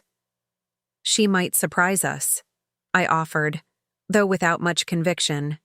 She might choose honesty and accountability. Ryan's smile was sad, but knowing. Mom has never chosen accountability when denial was an option. But maybe this time is different. She's running out of alternatives. The next day dawned with a peculiar sense of anticipation. Ryan and I had agreed to give Diane 24 hours to make her decision, a reasonable time frame that prevented further procrastination while allowing her the dignity of thoughtful consideration. I'd just finished my morning coffee when my phone rang, Gordon Harrington's name flashing on the screen. I answered with some trepidation, still unsure what fallout might come from Diane's interference. Ms. Walker, Gordon's gravelly voice greeted me. I thought you should know that I received a rather unexpected call from your mother-in-law this morning. My stomach tightened. Mr. Harrington, whatever she said. She apologized, he interrupted, surprise evident in his tone. Quite profusely, in fact, said she'd spoken out of turn and that her comments about your professional conduct were entirely unfounded. Relief washed over me. I don't know what to say. Nothing to say, Gordon replied easily. Though I admit I'm curious what precipitated such a dramatic about-face. Yesterday she was questioning your ethics. Today she's singing your praises. Family dynamics can be complicated, I echoed his words from our previous conversation. Gordon chuckled. Indeed they can. Well, I just wanted you to know, our contract signing is still on for next week. After we hung up, I sat motionless, processing this unexpected development.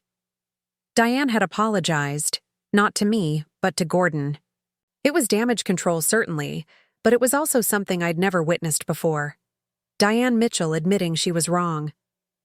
Ryan emerged from the shower, toweling his hair dry. Was that your phone? Gordon Harrington, I replied, still somewhat stunned. Your mother called him this morning to apologize for her comments about me. Ryan paused mid-motion. Really? That's not like her. No, it's not, I agreed. Do you think this means she's choosing the honesty option? Before Ryan could respond, his own phone chimed with a text message.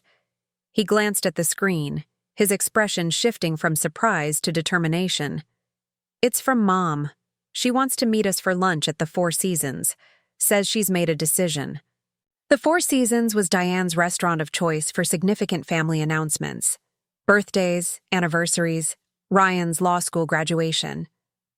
Choosing it now sent a clear message about the importance she was placing on this meeting. Should we go? I asked, uncertain whether this was another manipulation tactic. Ryan nodded slowly. I think we have to. Whatever she's decided, we need to hear it directly. 3 hours later, we sat at Diane's regular table in the back corner of the Four Seasons, the white tablecloth spotless, the crystal water glasses catching the midday light. Diane was already seated when we arrived, impeccably dressed in a lavender suit that complemented her silver hair, a small portfolio folder placed precisely before her. Thank you both for coming, she began once we were settled, her tone formal but not cold. I've given our discussion a great deal of thought. Ryan and I exchanged glances but remained silent, waiting for her to continue. First, Diane said, turning to me, I owe you an apology, Jessica. My call to Elaine Harrington was inappropriate and potentially damaging to your career. There's no excuse for such behavior, regardless of my personal feelings. The apology was straightforward, unqualified, so unlike Diane's usual tactics that I momentarily wondered if she'd been replaced by a doppelganger. I appreciate that, I said carefully. And thank you for calling Gordon directly as well. Diane nodded, a flicker of discomfort crossing her features before she regained her composure. As for my financial situation, Ryan is right. I haven't been fully transparent with either of you. She opened the portfolio folder, revealing neatly organized documents, bank statements, investment accounts, property assessments, all arranged in impeccable order. This is everything. Every account, every debt, every asset. No more secrets. Ryan reached for the papers, scanning them quickly. The retirement account is here, he noted, glancing up at his mother. And the transfers to Taylor. Yes. Diane's lips thinned slightly. A foolish decision I now regret. Taylor's business venture has failed and that money is gone. $200,000, I observed, keeping my tone neutral. That's a significant loss. One I'll have to accept, Diane acknowledged. Just as I'll have to accept the other difficult truth you've both been telling me. She drew a deep breath. I can't afford to keep the house. The admission seemed to physically pain her, the words coming out stilted and precise, as if each one cost her considerable effort. I've spent the morning with a realtor, she continued before either of us could respond. She believes the property will sell quickly, even in this market, given its historical significance and prime location. The proceeds should cover the mortgage and most of my credit card debt. Ryan reached across the table, covering his mother's hand with his own. Mom, I know how hard this decision must be for you. Diane's smile was tight but genuine. Not as hard as losing my relationship with my son and his wife. Not as hard as sacrificing your future to maintain my illusions. She turned to me, her gaze direct. You were right, Jessica. I've been living beyond my means, trying to preserve a lifestyle that's no longer sustainable. The frank admission left me momentarily speechless. This was a Diane I'd never met before, humbled, self-aware, willing to face reality rather than manipulate others to maintain her preferred narrative. What about after the sale? I asked, shifting into financial advisor mode. Have you thought about where you'll live? Diane nodded. There's a lovely condominium complex near the botanical. Gardens. Much smaller than the house, of course, but more than adequate for my needs, and significantly more affordable. She turned to Ryan. I know it means letting go of your childhood home, darling. Your father would be devastated by this outcome, but I think he'd be more devastated by what my pride has nearly cost this family. Ryan squeezed her hand. Dad would want you to be secure and happy, Mom. The house is just a building. Just a building, Diane echoed, a lifetime of attachment evident in her wistful tone. Perhaps you're right. She straightened her shoulders. In any case, I've made my decision. The house goes on the market next week. I studied her carefully, looking for signs of the manipulation I'd grown so accustomed to, the subtle guilt trips, the implied martyrdom, the emotional leverage. But there was none of that now. Only a weary resignation and what appeared to be genuine acceptance. I'd still appreciate your financial guidance, Jessica, Diane added. But I understand if you'd prefer not to be involved after my inexcusable behavior. It was as close to a white flag as Diane Mitchell was capable of waving. The woman seated across from me now bore little resemblance to the imperious matriarch who had once relegated me to the children's table while simultaneously asking for my professional help. This version of Diane was humbled, perhaps even slightly, broken by the consequences of her actions. I'll help, I said after a moment's consideration. Professionally, objectively, with clear boundaries and complete transparency. Relief flickered across Diane's features. Thank you. I promise there will be no more interference in your career or your marriage. Her gaze shifted between Ryan and me, an uncharacteristic uncertainty in her expression. I realize I may have permanently damaged our relationship, but I hope in time you might both be willing to give me another chance. Ryan smiled gently. You're my mother, Mom. That hasn't changed. But our relationship needs to change. No more manipulation. No more passive-aggressive digs at Jess. No more treating her like an outsider in our family. Our family, Diane repeated, softly, glancing at me. Yes, you're right. Your family is with Jessica now. I need to respect that. It was a watershed moment. Diane Mitchell acknowledging that her son had built a life separate from her, that his primary loyalty now lay with his wife, not his mother. The admission must have cost her dearly, given how fiercely she'd fought to maintain her centrality in Ryan's life. This doesn't mean you're not part of our family, I clarified, surprising myself with the sincerity behind the words. It just means the dynamics have to shift. We're adults with our own lives and decisions. You need to treat us as such. Diane nodded slowly. I understand. It won't be easy for me, old habits and all that, but I'm willing to try. The rest of the lunch passed in a strange new atmosphere of tentative reconciliation. We discussed practical details of the house sale, potential condominium options, and a realistic budget for Diane's new life.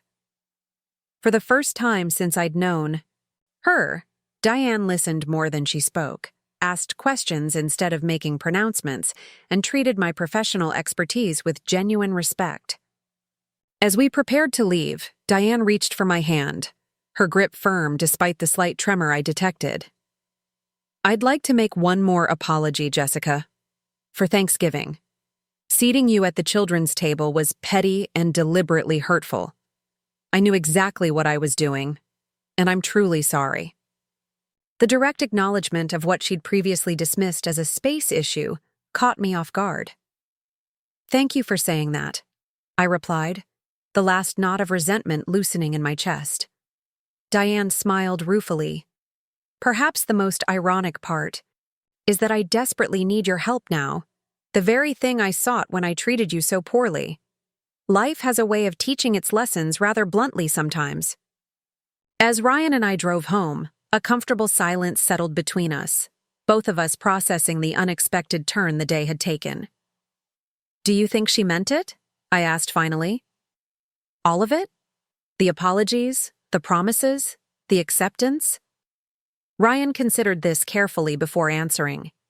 I think she meant as much of it as she's currently capable of meaning.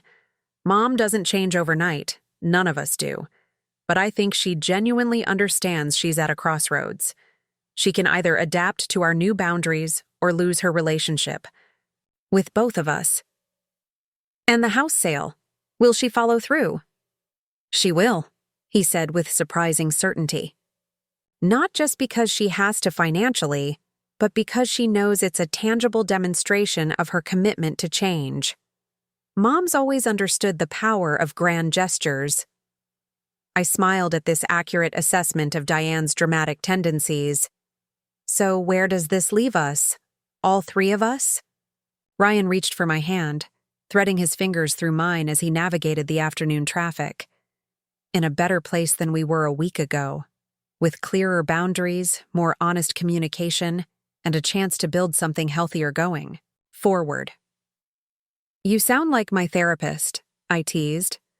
Maybe I've been paying attention during our couples sessions, he countered with a grin. The light banter felt good, normal, uncomplicated by the weight of family drama that had dominated our conversations for days. As we turned onto our street, Ryan squeezed my hand gently. Thank you for not giving up on us, he said quietly. On me. I know I haven't always been the partner you deserved when it came to dealing with my mother. You're learning, I replied simply. We both are. And as we pulled into our driveway, I realized something profound had shifted. Not just in our relationship with Diane, but between Ryan and me. We'd faced a crisis that had threatened our marriage, our financial future, and my career, and emerged stronger, more united, more certain of our priorities. The Mitchell family home would be sold, its generations of history passing to new owners. Diane would downsize to a life she could actually afford. Ryan would learn to establish healthy boundaries with his mother. And I would never again find myself seated at the children's table, metaphorically or literally. Some prices were worth paying for that kind of clarity. 6 months later, I stood in the empty foyer of the Mitchell family home, sunlight streaming through the bay windows, onto the polished hardwood floors. The house had sold surprisingly quickly. A young tech executive and his wife, eager to raise their children in Riverdale Heights, had fallen in love with its historic charm and made an offer above asking price despite the market conditions. Diane had moved into her condominium 2 weeks earlier, a sleek 2-bedroom unit with a balcony overlooking the botanical gardens. The downsizing process had been painful but necessary, each piece of furniture, each family heirloom requiring careful decisions about what to keep and what to let go. "That's the last of it," Ryan said, placing a small box of photo albums by the door. "Just need to drop these at Mom's on our way home." I nodded, taking a final look around the space that had intimidated me for so long. Without the imposing furniture and Diane's carefully curated decor, it was just a house. Beautiful, certainly, but no longer the fortress of Mitchell family mythology it had once represented. "How are you feeling?" I asked, slipping my arm through Ryan's as we stood in the empty entryway. He considered the question carefully. "Lighter, I think. Like we've all been carrying this house. What it represented, what it cost, the pressure of maintaining it for years without realizing how heavy it was." I understood exactly what he meant. The past 6 months had brought remarkable changes, not just in our living arrangements, but in our family dynamics. Diane, true to her word, had followed through on selling the house. The proceeds had cleared her mortgage and credit card debt, leaving enough to supplement her pension and establish a modest emergency fund under my professional management. More significantly, she'd begun seeing a therapist, her own decision, not a condition we'd imposed, to work through her controlling tendencies and fear of irrelevance. The progress had been gradual but noticeable. Fewer unsolicited opinions, more respectful boundaries, genuine efforts to know me as a person rather than merely as Ryan's wife. "Ready?" Ryan asked, picking up the box of photo albums. I nodded, taking one last look around before following him out the door. As we locked up for the final time, I felt a curious blend of closure and possibility, the end of one chapter and the beginning of another. Diane was waiting for us at her condominium, the space already transformed into a warm, inviting home that reflected a more authentic version of her personality. Gone were the overly formal furnishings and precious antiques, replaced by comfortable seating and a thoughtfully curated selection of family photographs and meaningful mementos. "The new owners get the keys today?" she asked as we set the box of albums on her dining table. Ryan nodded. "Just came from there. They're excited to move in." "Good," Diane said with surprising sincerity. "A house that size should have children, running through it, making noise, creating memories." She turned to me with a smile that held none of her former calculation or condescension. "Jessica, would you mind helping me arrange these albums on the bookshelf? You have such a good eye for these things." The simple request, genuine, respectful, acknowledging my taste without any undercurrent of criticism, highlighted how far we'd come. I joined her at the built-in bookcase, where we worked side by side organizing the family photographs. "I've been thinking," Diane said as we arranged the albums, "about Thanksgiving this year."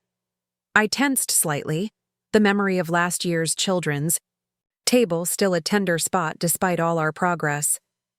"I'd like to host it here," she continued. Nothing elaborate. The dining space is much smaller, obviously. But I think it would be nice to establish new traditions in my new home. She glanced at me uncertainly. What do you think? The question was genuine, not a formality or a trap, but an actual request for my opinion. It was perhaps the clearest sign of how our relationship had evolved. I think that sounds lovely, I replied honestly. Though you might have to narrow the guest list a bit. This space won't accommodate the entire extended family. Diane nodded thoughtfully.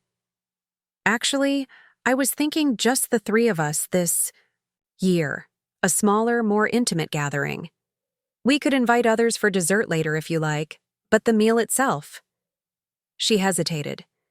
I'd like it to be just us. A fresh start. Ryan, who had been unpacking books nearby, looked up in surprise. Just us? No Uncle Pete or Aunt Valerie? No cousins? Just us, Diane confirmed. Unless you'd prefer the larger gathering? Ryan and I exchanged glances, a world of understanding passing between us. For Diane to choose a small, intimate Thanksgiving with just us, over her usual elaborate production with the extended family, was unprecedented. A concrete demonstration of her new priorities. Just us sounds perfect, I said warmly. As we finished, organizing the albums, I noticed a new photograph prominently displayed on Diane's mantel, one I hadn't seen before. It was from our wedding day, a candid shot of Ryan and me laughing together, unaware of the camera.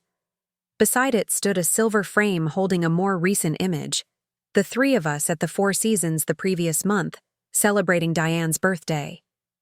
We were all smiling, genuine smiles that reached our eyes, not the stiff poses of previous family photographs. Later, as we prepared to leave, Diane walked us to the door. I'm hosting a small dinner party next weekend for a few friends from the garden club, she said casually. Nothing fancy, just a simple meal. Would you both like to join us? The invitation was offered easily, without pressure or manipulation. Another small but significant indicator of change. We'd love to, Ryan replied, leaning down to kiss his mother's cheek. As I moved to follow suit, Diane surprised me by pulling me into a gentle embrace. Thank you, she whispered, her voice thick with emotion. For your patience, for not giving up on me, for helping me save what truly matters instead of what I thought mattered. I returned the hug, recognizing the courage it had taken for Diane to speak those words. That's what family does, I replied softly. The real kind of family. As Ryan and I drove home, I thought about the journey of the past 6 months. From the humiliation of the kids' table, to the confrontation over financial deception, to this tentative new equilibrium we were establishing. Progress wasn't always linear or perfect, but it was genuine. You know, Ryan said as we turned onto our street, I've been thinking about our 5-year plan. Oh? I glanced at him curiously. With Mom's situation stabilized and our savings back on track, maybe it's time to start looking for that house we've been talking about. Maybe even think about expanding our family. The casual mention of children, a topic we'd deliberately postponed while dealing with Diane's financial crisis, sent a flutter of excitement through me. I'd like that, I replied simply. As we pulled into our driveway, I realized that the Mitchell family legacy wasn't tied to a house or heirlooms or maintaining appearances. The true legacy was in how we chose to treat each other, in the boundaries we established and respected, in the honesty and support we offered when it mattered most. Diane would never be the mother-in-law of my dreams, and our relationship would always require more maintenance than most. But we had found a way forward based on mutual respect rather than power struggles. We had transformed a crisis into an opportunity for genuine change, and I would never sit at the children's table again. Up next, you've got 2 more standout stories right on your screen. If this one hit the mark, you won't want to pass these up. Just click and check them out.